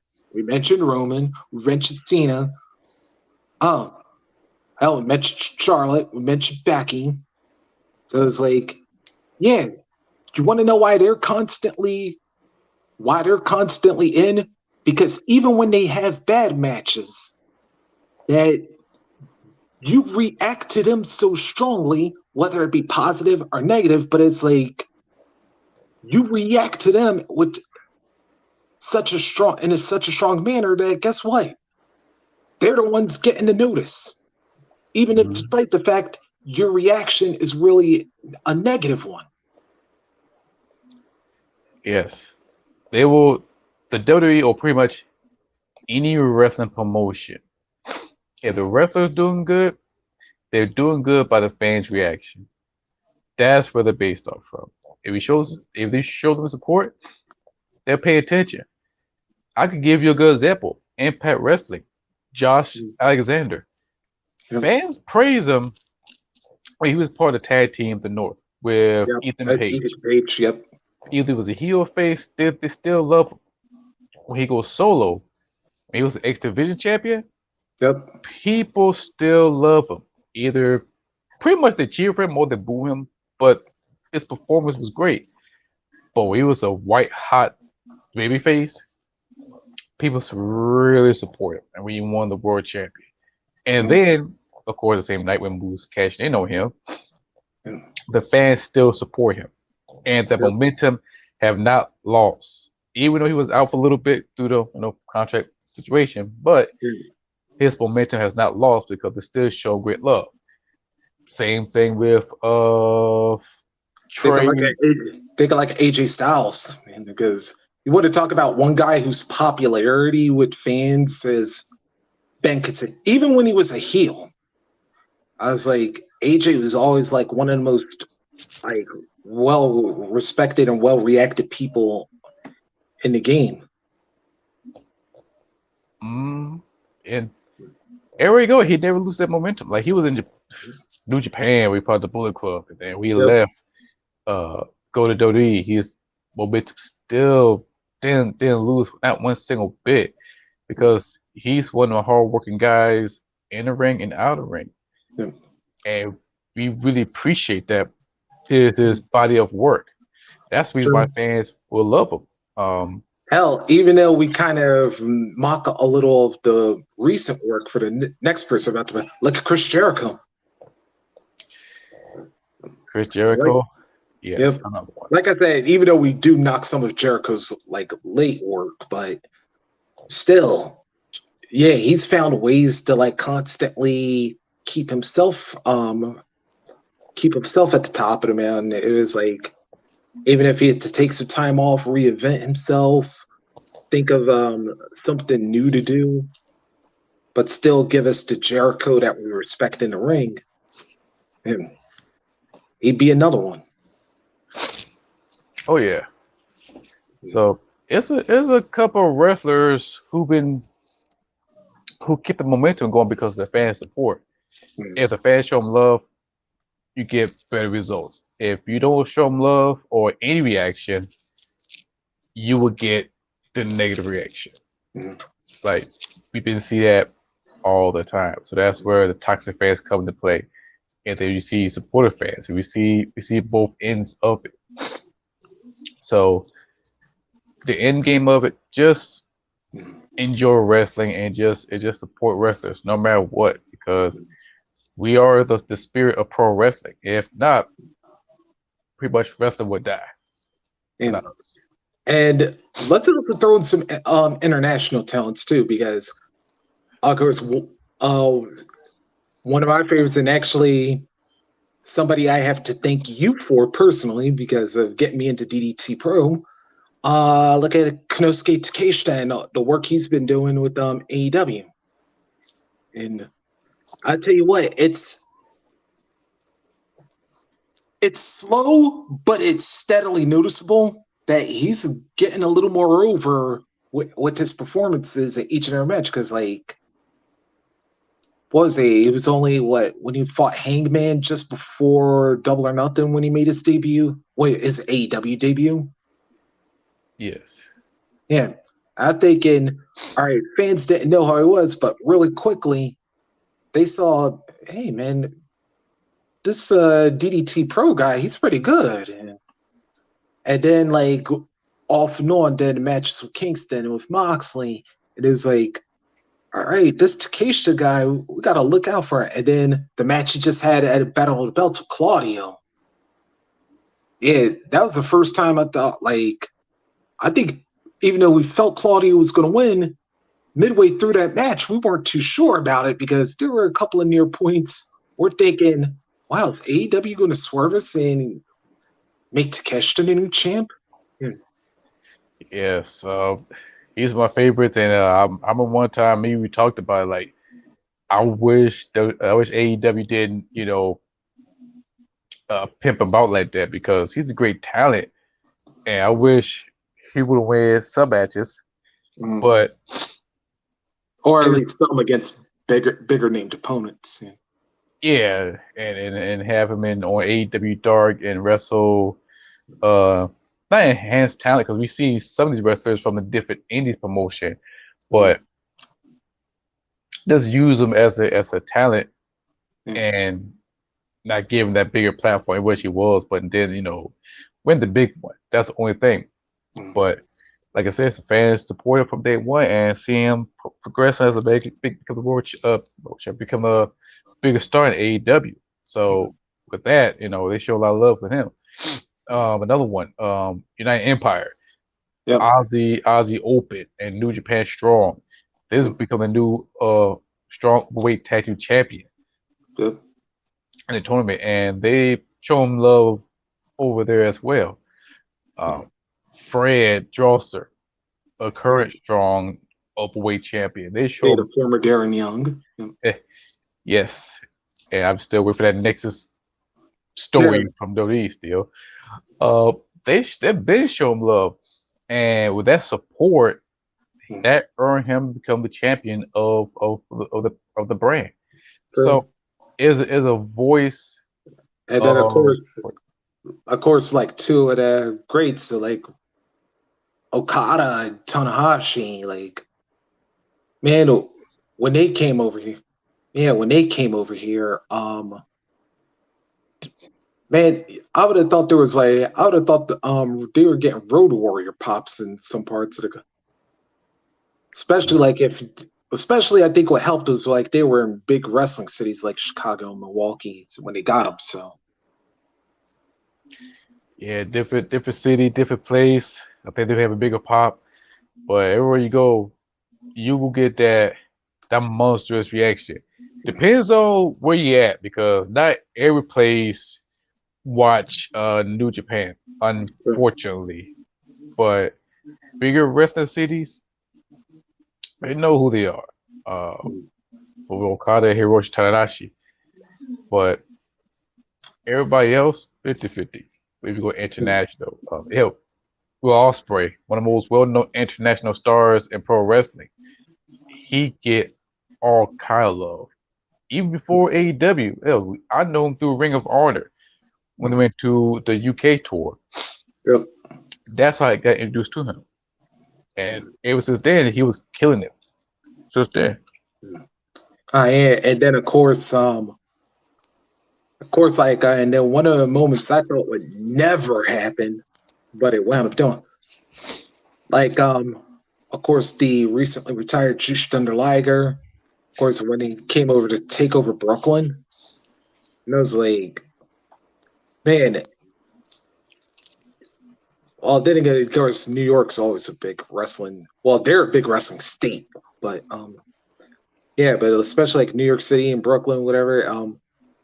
Yeah, you knew Liger was going to get like a great ovation and stuff like that, and hell, just even going to like all the times he appeared in WCW, it was like anytime Liger showed up, usually got like a great reaction, especially because depending on who he was wrestling, if it was Pillman or it was Benoit, Conan, or Eddie or Ray or whoever. Yeah. Yeah. Oh yeah. Yeah. They get all kind of big pops over there. But yeah, so we pretty much covered the toxic. Yep. Let's see what else. Oh, you know, we mentioned the Fiend a little earlier because then that also brought up another topic and killing his momentum. There's this little thing called Hell in a Cell. Yeah, I think that's Hell in a Cell that people would not go forget for a long, long time. Yeah. Him against Seth Rollins for the Universal Championship. Yep. And what brought this up because yeah, I found a report recently, and of course I shared it with Hale and Tune, that there's a report that was suggestion that maybe Triple H should finally bring War Games to WWE's main roster. And of course, like when, and of course, Hale, I think you were the one that suggested maybe War Games should replace Hell in a Cell. Yes. And yeah, I kind of agreed with that thought because I'm like, yeah, even though there were like a couple of good matches, like that after Rollins versus The Fiend, but like, yeah, ever since that match, Hell in a Cell's kind of got stuck with some irreparable damage a little bit. Yeah. For the past 3 Hell in a Cell matches, it ended very questionable. Like Roman Reigns versus Braun Strowman for the Universal title, and Brock Lesnar come in and knock both of them out and have the match ended with no contest. Bray Yep. Wyatt and Seth Rollins, that one. Um, what else was ended with weird ending? I think those were the only two that really did it. But oh no, wait a minute. Didn't Roman and Jay end, but Jimmy was the one who quit? Yeah, like a Hell in a Cell I Quit match. Yeah. That one, I wouldn't say. No, that would don't get it wrong. That was a good match, but I was like, in. That was Yeah, I was storytelling. thinking like, yeah, shouldn't Jay been? Although Jay was kind of out of it, so he couldn't actually quit. Yeah, it was a good storytelling. Um, I thought we would get like the Bret Hart, Owen Hart type of style match, Mm. but Roman was mostly dominated throughout the whole entire match, like 95%. Mm. And then we also thought like, yeah, we also kind of suggested maybe that if they did War Games, maybe do it at Survivor Series. Yeah, to kind of like give an extra feel to like maybe to like change up the elimination concept a little bit. That's something I can see. Probably change up the traditional Survivor Series style match, Yeah. but at the same time, I'm pretty much an old school person. Like I just keep it traditional, but a war game is something really serious, or have their own standalone pay-per-view. But Survivor Series would be a good one. It'd be a good introduction lead towards the next year pay-per-view of War Game because Mm. we already see in NXT. Why not just do it with main roster? Yeah. And I had to say this like when I think of like the new direction WWE's taking, I was like, they definitely have some good they definitely have some good ideas. And although I think board games would be great on the main roster, I think that for now I would keep it in NXT because like I said, their matches have been pretty good. And at first, even though I was kind of a little skeptical about doing an open cage, but they've produced some hell of a good spots. And even that crazy ass son of a bitch Pat McAfee, my national treasure that keeps on giving to me. Yeah. Yeah. And that yeah, I had to say like yeah, I'm glad WWE's and especially well, specifically Triple H, and then even for the time he was there, William Regal, that they respected what War Games was truly about. And yeah, that's what I said. Like, I think now, if they really, really, really built something up, like the only people I could see them doing it with would have been Judgment Day if they didn't screw up the whole faction in the first place. Because I think you would have had what? All right, if Edge would have remained the leader, you would have had Priest, you would have had Balor, probably Dominic, by the way this is going.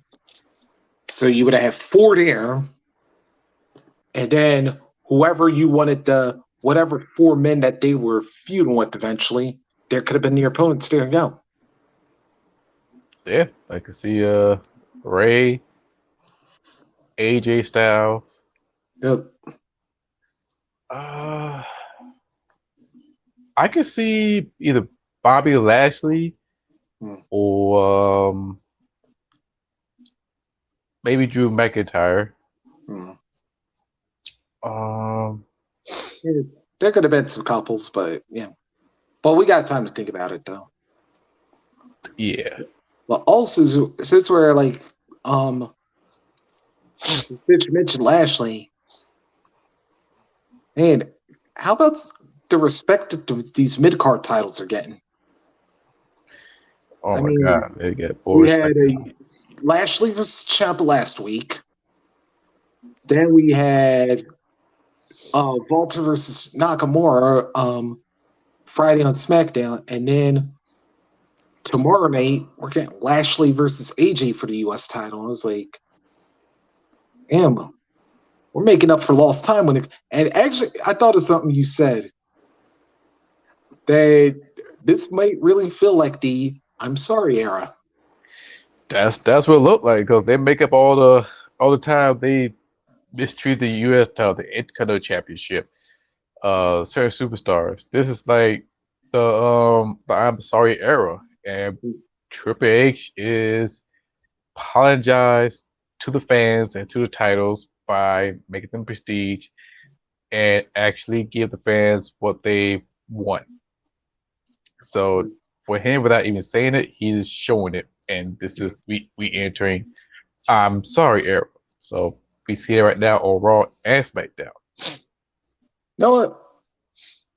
Yeah, to give it a little more of a positive name, I'm going to call this the wrestling restoration era because we're restoring the prestige of the U.S. title. We're restoring the prestige of the Intercontinental.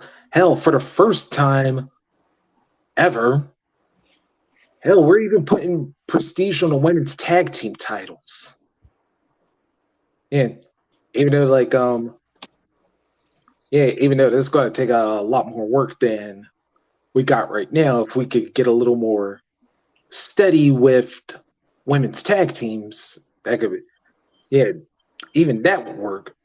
But and if they also did a little something with the men's tag team titles too. But it's going to be a long, bumpy road for WWE. But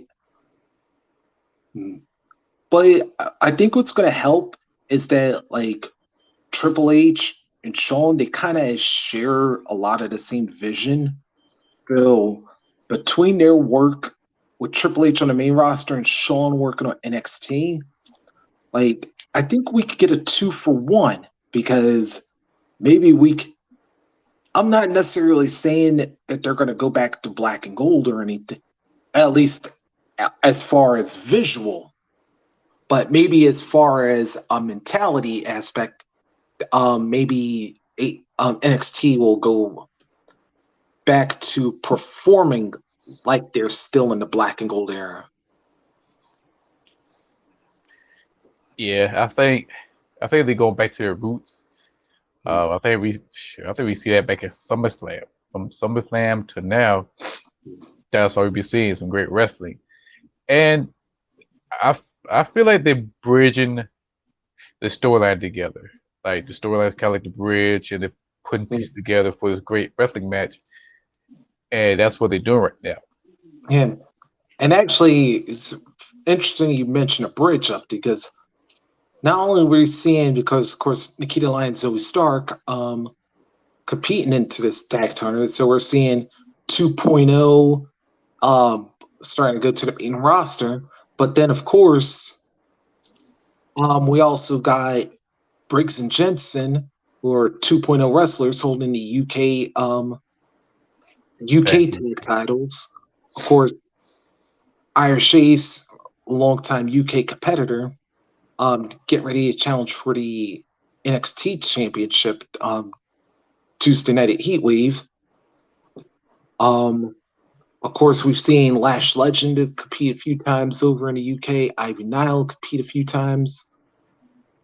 So there's definitely a lot of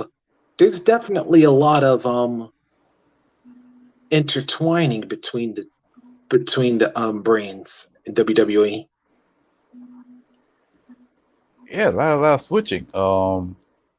I do notice that NXT UK they had to cancel at least 2 tapings over at Great Britain. Yeah, So BT's getting ready to cover up with the World Cup. So, that makes sense. Yeah. yeah, So I yeah. guess So they might have to. Yeah, so they're trying to maybe right now looking for a new temporary venue. shoot, they might as well Or go back tour like the old days. true. All right, or if not like that, then uh, because I don't want him to be in a performance center because, like I said, the last year stuff, um, yeah, they've definitely put on some great shows and great matches and whatnot. So, matters of fact, then yeah, speaking of intertwining, just this past Tuesday we saw a little NXT UK tradition kind of hit 2.0 with Wesley and Trick Williams in the rounds matches. Yeah, I saw that. That was a very good match, very entertaining match. Each round they scored by either by knockout or pinfall or submission. Yep. Very good. I'm surprised they pulled it off because I expect that match to happen like that. Mostly you see in Yeah, NXT UK. yeah, because usually outside of Chris Hero, a lot of Americans aren't active in round styles matches because a lot of that's mostly towards the European style of wrestlers, and yeah, because like the Tyler Bates, the Noam Dars, the A Kids, and no, I'm not calling that the superhero character he's being right now. Oh yeah. Um, yeah, even though I do gotta admit it does have a cool presentation. No, I do gotta give it that. But Yeah. yeah, but to see two American guys pull it off, actually goes to show like gives something a little fresh. And I like how in the UK they space out their Heritage Cup style matches, and yeah, so that it doesn't get too tiring. And I'm thinking if you can incorporate that a little bit over here in the United States, then man, you can like really have some things to play with when it comes to some of the international shows, like that with Clash of the Castle coming up. Like yeah, maybe you could maybe not for this first one, but if this show turns out to be a success and you do a future show, maybe you can work out maybe an American challenging for the Heritage Cup. Mhm. I can see that down the road once NXT find their home because I know they're searching for something, but I can see them going after the Heritage Cup.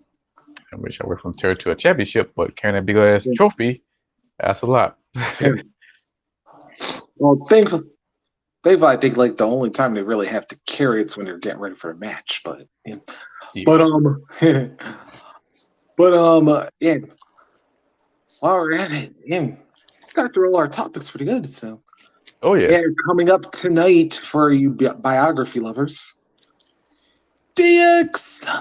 Oh yes, I cannot wait to see this tonight. D-Generation X. I know they're gonna talk about all the stories we may heard, but I'm pretty sure some new stuff we haven't heard before. I think Billy Gunn. I think he supposed to be there because I think that's the one he had to ask Tony Khan permission. Yeah, he's definitely on. Road Dogg's talking of. Yeah, Road Dogg's going to talk about what led to his first release with his alcoholism and everything. Yeah, I think X-Pac's involved in this one too. So Yeah, I think everybody's in it, and yeah, I hope they bring up about China, which yeah, they're gonna bring that up. Yep. And yeah, I'm just trying to think out of all the things that I could think of. Like we knew like there's a lot of stuff when it came to DX, but it was like when it came to the original iteration, I was like, how much stuff do you think that they tried to pull and could actually get away with? Because even though the Attitude Era was like kind of like edgy push there, you had to remember there were still certain things you couldn't do even on USA standards by then. I pretty much you could do almost like 85% they could get away with, but with USA Network, they gotta be careful because they don't want to get kicked off. Mm-hmm. But it was more over edgy, over sexualized, brutal. They weren't violent. That I would say they're not violent group. They're more like degenerate rebels, Rage Against the Machine type of group. What they really kicked it off with, got X-Pac and New Age Outlaw joining in, and then they really started skyrocketing it with the DX. The weaker version was they got Tori Wilson, have Stephanie McMahon pairing up. Yeah, That was the downside. And then the new DX where they do a tag team with Shawn Michaels Drake. Yeah, more of the older version of himself. Yeah. And even though I do gotta admit, like there was one funny moment they had. Like the time Shawn came out dressed as Shane. Oh yeah. That one was hilarious. Yeah. In my hometown of Columbia. Yeah, see, I'm the product of your semen. Even says it on my business card. Oh man. And, oh, do you know what else is something I would have loved to find out? Even though I doubt they probably told us. I would love to know how they got the how the Run DMC Kings video came about. Yeah. And especially like with the part where they had the Hardys getting involved. Yeah. And like why that their involvement in DX kind of didn't happen. That one we would never know, but I would be surprised they would talked about it. It probably won't be on the biography, but it'll be on somebody else's podcast, either X-Pac or I would say Kevin Nash, but like an X-Pac. And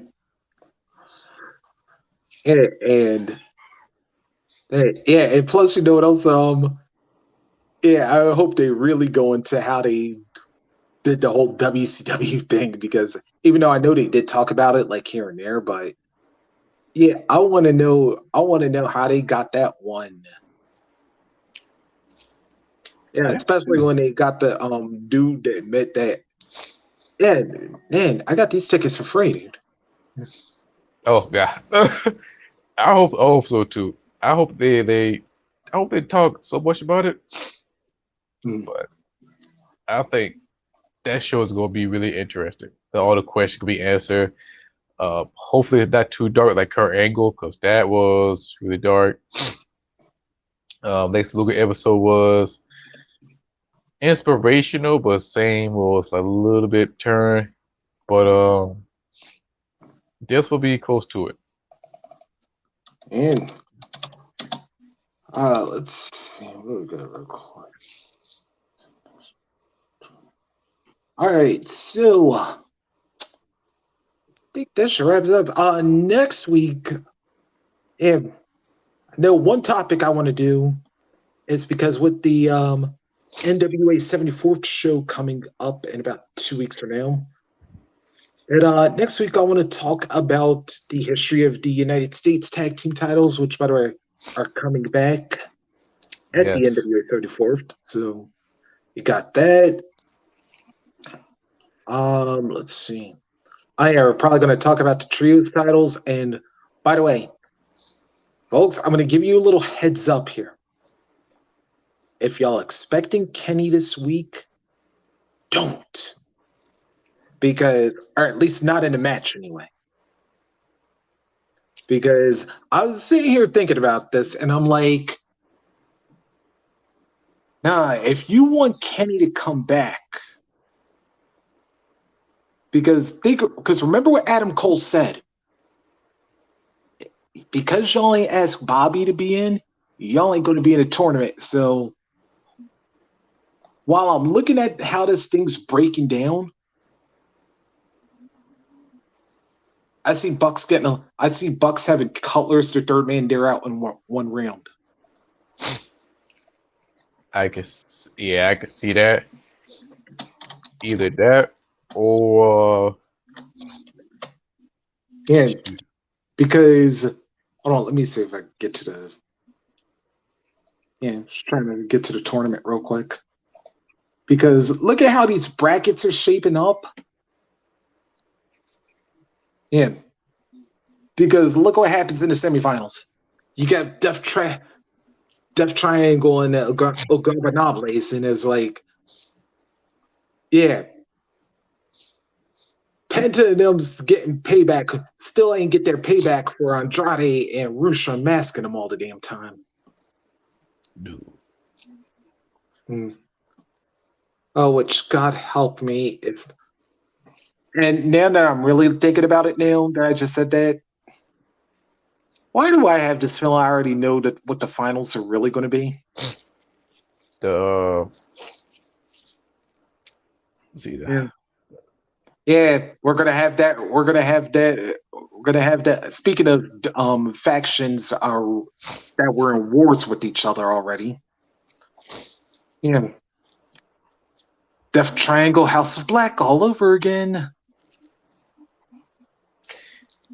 I can see that because House of Black always got over them, and if this is the perfect way to get them back, yeah, I can see be the first tag team champions or trio tag champions. Yeah, because I'm trying to think. Because when you look at the other half of the bracket, yeah, you ain't good. Dark Order ain't going. Trustbusters aren't going, and Best Friends aren't going. So it's like, yeah, House of Black's already in that half. So it's like, okay, who has the history with House of Black? Death Triangle. Mm-hmm. Yeah, I can see that trio match finally ends. So I could definitely see that. But then you know how else I can also see this going? Because there's one of two things. If House of Black do win it, yeah, I also see like one of them beating Pac to at least get an All Atlantic. But then that's when Miro and them screwed him over. If they don't screw him out the trios title first. Oh yeah, I can see Miro be playing the wow factor in that match. Definitely. And it's definitely some stuff. So got that. Oh man. Oh, and then let's see, we got anything else? Oh, then of course we'll have the finals of G1, which by the way will be, I believe, for let's see, what's the final date for that? Yeah, so Thursday being the final day of G1. So yeah, because Wednesday will be the semifinals, and then of course Thursday will be the actual finals. So we'll actually have the results of that also to talk about next week. And got anything else you could think of, Hill? I know we got the Yoshi Pro Wrestling, the Ice Princess Finals coming up. They're still doing the Road to Peter Pan DDT Pro Wrestling. That's about it so far. And Pro Wrestling knows that they're still doing N1 Victory. I gotta go back and watch night 2. I know night 1 already done, but night 2 I gotta go back and watch that. But other than that, that's about all the wrestling. And all right, let's see. Then I'm gonna throw a quick final thought. You know, as much as we talked about toxic fans on today's show, I really want to stop using that term. Well, at least the toxic part of it. Yeah. And I was about to say the only time I want to say the words toxic fans from this point on is if we're talking about toxic attraction. Yeah. That's about it. because you know what? People, wrestling's just like life's way too short to like have 500 different disagreements and about wrestling and disagreeing to the point where either you take your own life or you make somebody else take the stairs or you're just wanting to beat the shit out of them. Yeah. Here's an idea. Try and understand each other. Yeah. Maybe suggest some matches to help show why you love a wrestler or why you love a company or why you just love wrestling in general. And then if this person doesn't understand it, at least point out some details that maybe stood out to you that maybe other people don't get. Because that way, maybe you could be opening up another person's mind to something that they weren't previously recognizing. Maybe by doing that, you might even open up your own mind and catching up some thoughts that maybe you didn't even realize the first time. Because right now, wrestling's getting ready to be part of a major imp. We're just at the catalyst there. Shout out to Switchblade. Of wrestling starting to hit another major era. If you really want to prove yourself to be a wrestling fan, yeah, start by acting like one first. Phil? I would say just love one another as a wrestling fan because we all here together. Um, I say just respect one another. You know, if you see one guy love other people share you love one thing, just remember we're all here together loving one thing is pro wrestling. And that's one thing that we all care about. And just remember it is entertainment. It's nothing serious. Same thing with sports, or any other form genre of entertainment. If we learn how to love one another and start to come together, the environment would be a lot more peaceful than ever. So that's my thoughts about it. Oh, that's actually, you know what? I just actually came up with another good idea next week. And actually, I just said it within my final thought. How about things that, even if we've watched a match like hundreds of times or whatever, see if there's something that you didn't recognize in all the other times, but then you just realized that whatever the most recent time you watched it.